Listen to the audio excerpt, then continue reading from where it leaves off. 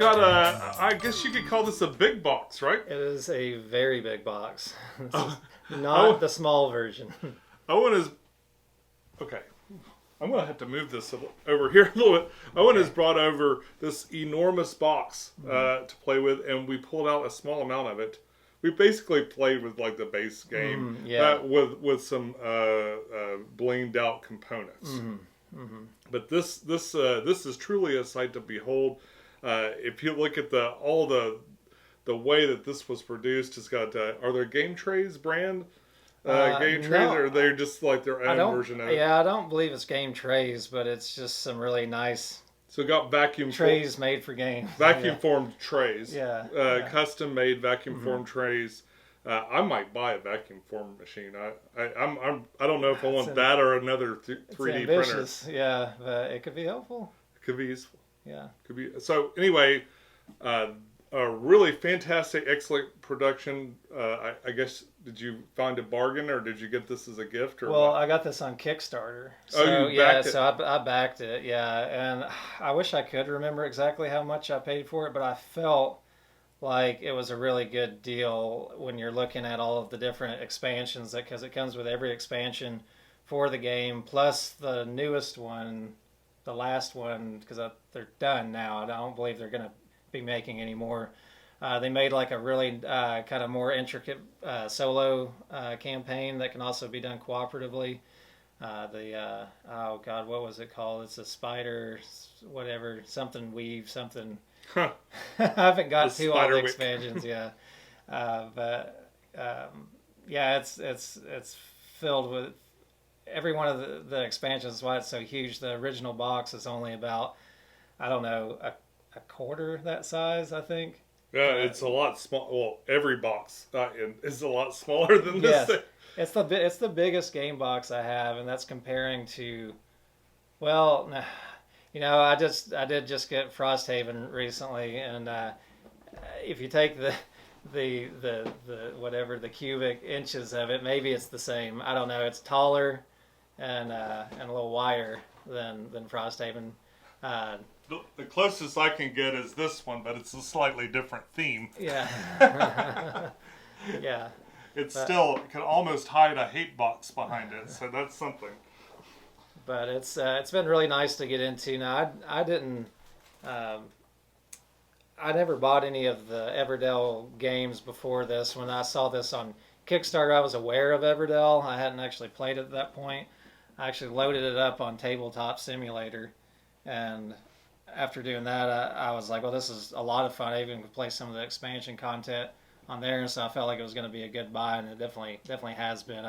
I would say this is one of my favorite games overall. So now basically what you're doing in Everdell is you're, if you don't know already, if you haven't already played it, is you're creating like a woodland critter forest town that is full of cutesy little workers that you would find in any town. They might be people that do construction, or you got people that peddle goods, and you've got teachers and doctors, and you've got all the buildings that they would be working in or living in, or both.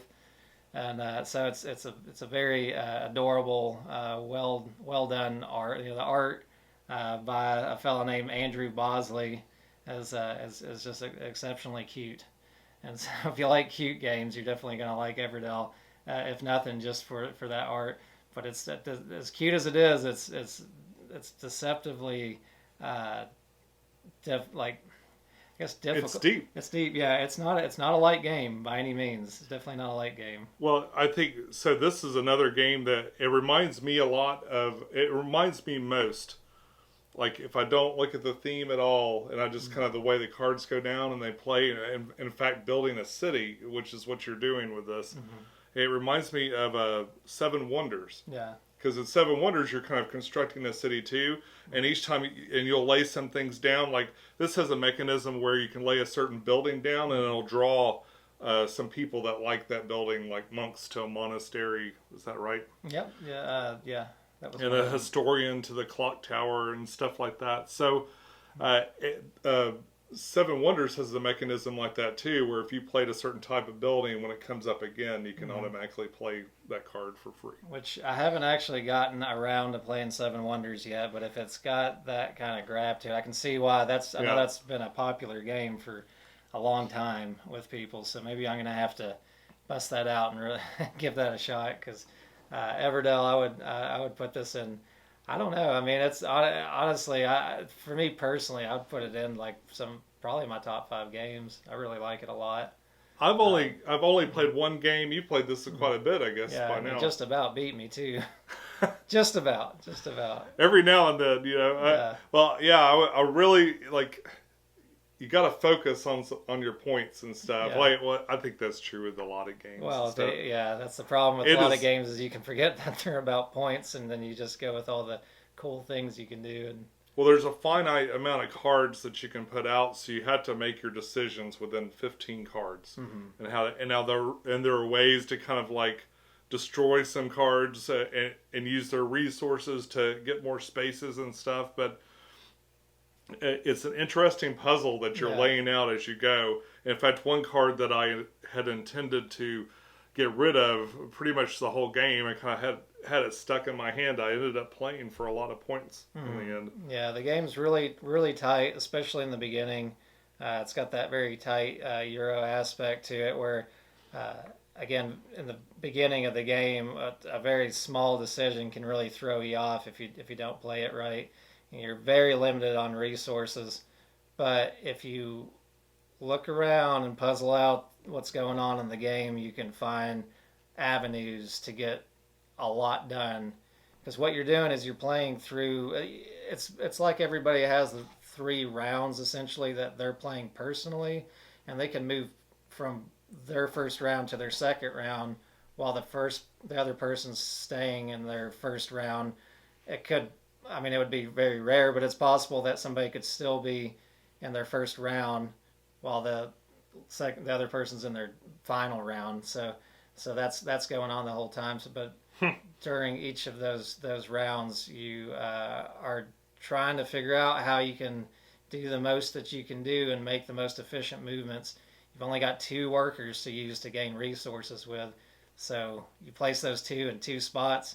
And then you're out of luck until you find something like, oh, there's that character, and I can play them down for free because I have the building that they like to go to. And so there's a lot of little ways and ways that you can get engines to build up in the game, and I love it. It's so much definitely fun. have to be conscious of like what you have in your hand and then what's available and what they call the meadow. Is that what they call this? Yes.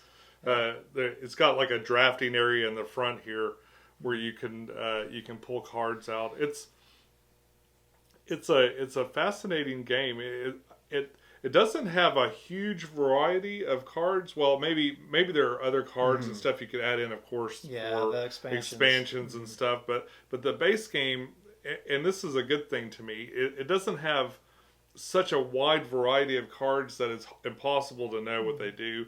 Like, there are a couple of these cards that I'll see once or twice. We got, how far through the deck did we get? Was it like maybe halfway? Yeah, we're more than halfway through the deck with just 2 people. So yeah, we got. Sean pretty much got to see just about everything. There's a few cards that I might have had in my hand that I saw come out that he hadn't. But otherwise,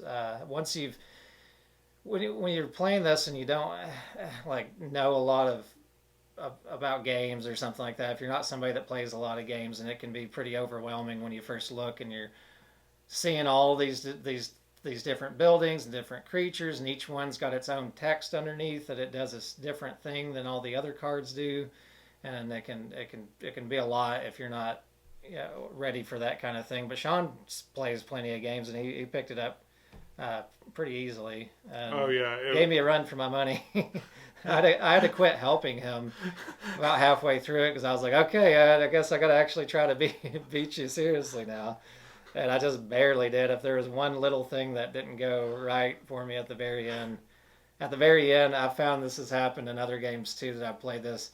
There's a lot of finagling you can do where you get cards that remove them out of your town because your town is limited to 15. And in the beginning, you're like, wow, 15. I'm never going to get to 15 cards. It's hard enough to put down 2 cards in the first round. Yeah. And then by the end of it, you're like, crap, I got no room. And now I've got all these low scoring cards in my way. And then you can get things like you can get a dungeon to stick your critters in and basically kill them in the dungeon. And then you can get something else that destroys that dungeon afterwards and removes it off your whole tableau here. And so that's kind of what I had to do at the end. I was able to meander, move around, get stuff off my board and be able to just barely squeak by. Yeah. So this version of Everdell is something to behold. Like these little containers, you paid extra for the little holders and stuff, right? Yeah. When you get the complete collection set, the metal coins, do that come with it too? They come with all of the deluxe components except for these different little holders that you get. But you will have these little berries and things, and these are cute. These berries because they're squishy. You can squeeze on. They're kind of rubbery. They bounce. They have a very berry-like feel to them, and then the wood feels like plastic. But I like how it's stored in a boat. Yeah, it's well, no, actually, no, the wood's made out of wood. Okay, well, it's not plastic. There you go. Is it wood? The wood's wood. Oh, yeah, it makes sense. It feels like plastic. If the wood wasn't wood, how much wood would you play? I don't know. Oh, you lost me on that. Yeah, there was something there. Like the resin inside of this log. Yeah, the resin. It's I think the these look like mini versions. These are like mini versions of the fire from the Fire Tower game. Yeah. They use the same kind in the Fall of the Mountain Kings little expansion. They have a little lava expansion piece, and so many games use those same little crystally chunky bits, but it looks like little chunks of resin that you'd have in the logs, and then you've got these pebbles that feel like little skipping stone pebbles, so it all comes together really well.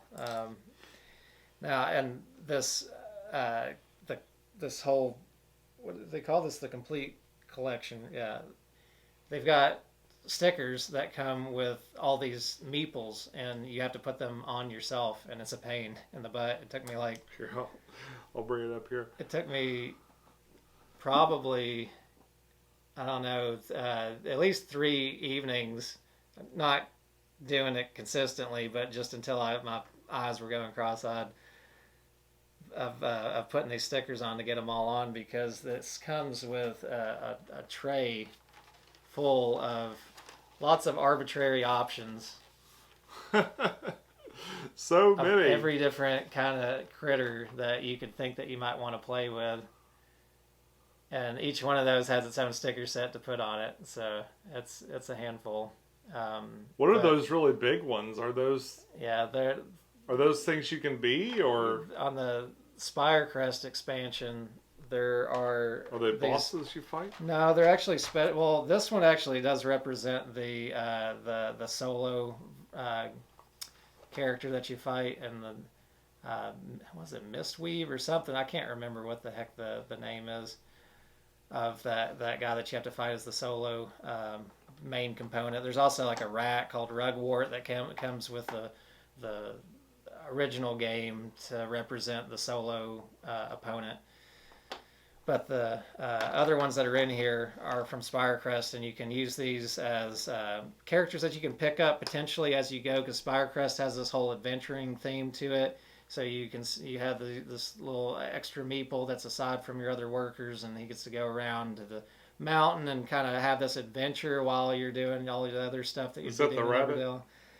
Yeah, it's the rabbit character. So each one of these meeple sets comes with a rabbit and a frog for the Pearlcrest expansion. There he is. And aside from that, though, all of these are different. So you've got little otters, you've got squirrels, and little pigs and bees, and at least 2 or 3 different kinds of birds in there. And then going on, though, again, with these guys, you can find these on Spirecrest, and then you can get a little saddle that you put on. There's these little plastic saddles, and they take the place of one of your other meeples and gives them an extra special worker ability. And so they're really cute. when you get them on there. We'll have to put one. We'll have to put one up here in a little bit. But So, how much of a downgrade would it be to purchase the retail version? I mean, it's definitely not going to look as pretty. You're going to get the same gameplay experience. Those, I think some of these may have introduced them in the expansions as they came out. Yeah.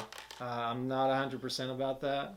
I feel like that's why there's so many in here, because I think they added just a couple extras. I think the base game, I want to say, only comes with 4 different kinds. I think I don't know, there's like a hedgehog, I think, is maybe one of them, and I cannot remember which other ones come with the original. Well, I was wondering, I guess you get the same artwork on the cards. You do get probably the same cards. You get that tree comes with a regular game. Now the tree, it's going to look the same essentially, but it's going to be made out of cardboard. The one that I have is actually made out of wood. Oh, is that a wood cut? Mm-hmm. It's a laser cut wood one? Yeah, it's a little extra nice, and you can buy that separately too, and just replace it if you want to.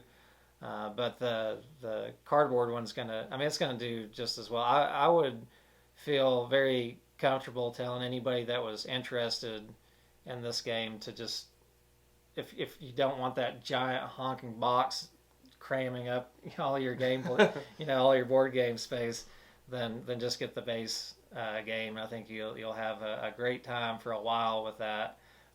Probably enough to just be fine with just that. But then if you really like it, those expansions are going to be nice.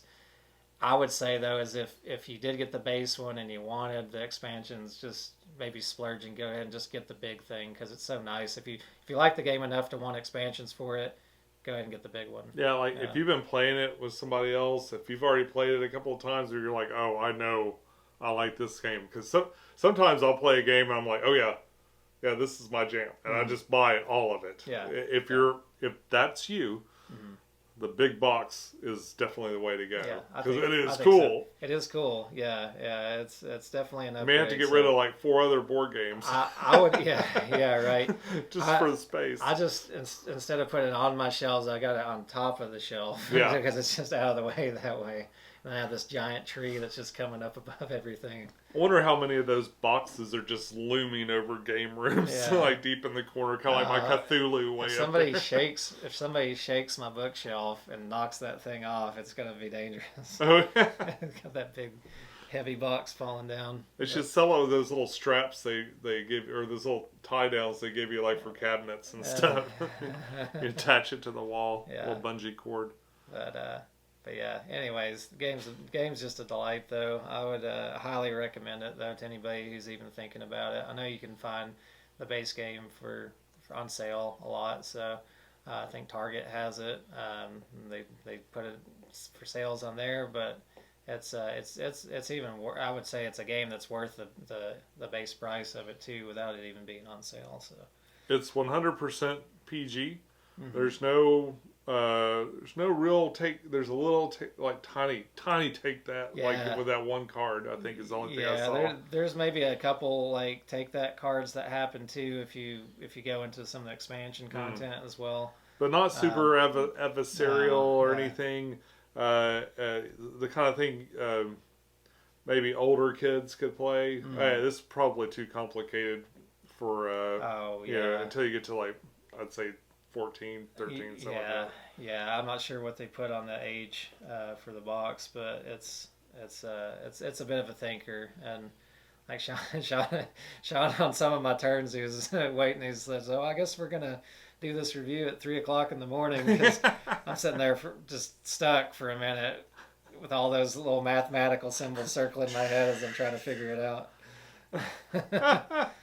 But it's fun though. It's a great puzzle. It's very enjoyable. Yeah, what's cool is there's a lot to think about, but it doesn't it didn't send me into a fit trying to figure out. I was never so confused about how I needed to get points. And I didn't know, but I kind of get a sense of oh, I've got a lot of those cards. I should play this thing that gives me points when I have a lot of those cards. Yeah. Everything was just super logical. That really the biggest part of this puzzle is just how to keep having turns. Keep having turns, like having resources, having a place to put things, managing your cards so that you get cards when you need to. You have a hand limit. At least once we went through a season where I could have gotten 2 cards just for free right out of the center, and I had too many cards already. Yeah. So that can really limit you, and then you got to figure out like how to cycle your cards as you're playing too. If you are sitting there with a handful of cards, at some point you just need to dump them and figure out how to get more. Otherwise, you're just going to be stuck with the same unusable options. So again, you're trying to find those avenues of how to keep your turns moving, to keep being able to take actions within the same season.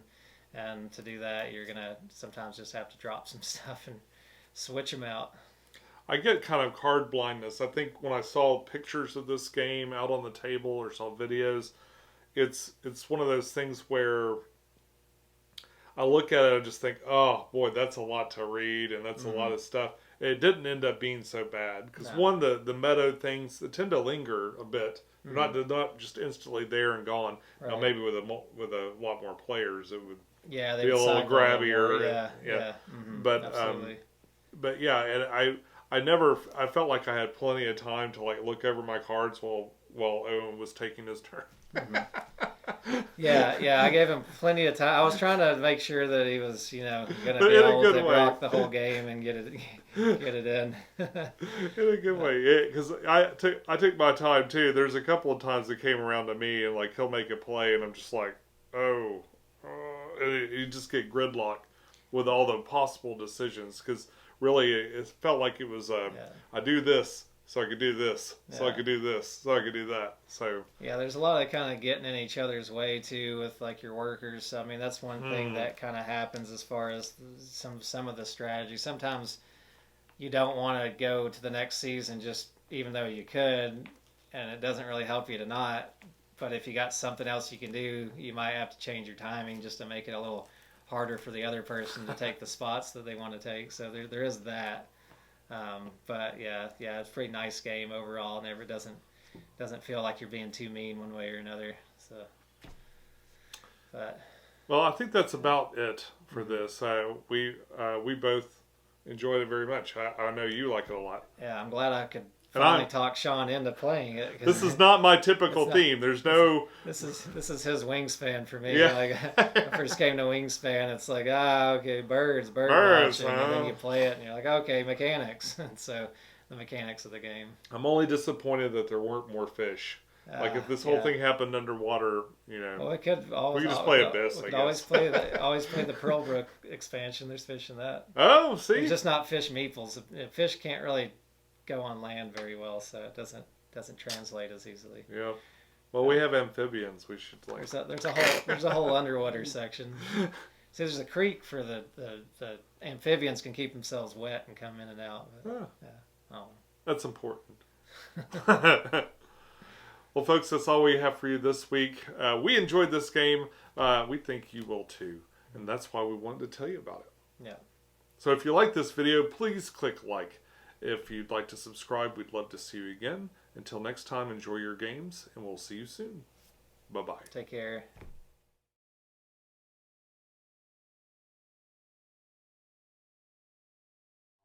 Everdell, da, da, da, Everdell. Everdell. Da-da-da, da-da-da. Probably better go backwards. In the woods.